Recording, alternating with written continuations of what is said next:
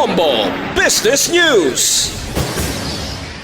Wala sang plano ang gobyerno nga magpatuman sang temporary ban sa pagpasulod sang imported nga bugas bisan nga nagahilapit na ang tig-alani sang humay diri sa pungsod. Sino kay Agriculture Secretary Francisco Tio Laurel Jr. padayon ang pag-import sang bugas. Agud masiguro nga may bastante nga supply samtang nagapreparar ang pungsod sa posible nga malala nga epekto sang El Nino sa ulihi nga bahin sa bunga 2026. Ginpahayag niya nga kinahanglan mayara sang bastante nga buffer stock nga magasuporta sa kinahanglanon sang pungsod sa bugas sa December 2 to April 2027. Sa pinakaulihi nga data, naglabot na sa kapin 3.3 million metric tons ang imported nga bugas nga kabahin naman sang buffer stock sa pungsod nga preparasyon sa tig-ululan. Sa aton nga reference rate.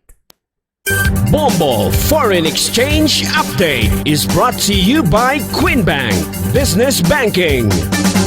Ini nga exchange rate ang ginbasa naton sa closing transaction sang Bankers Association of the Philippines ukon BAP kag sa Bangko Sentral ng Pilipinas ukon BSP kahapon sang hapon. Magabalik liwat ang transaksyon alas 9 sa bunga aga. 61 pesos and 17 centavos ang baylos ng isa ka US dollar. 7 pesos and 78 centavos ang baylos ng isa ka Hong Kong dollar.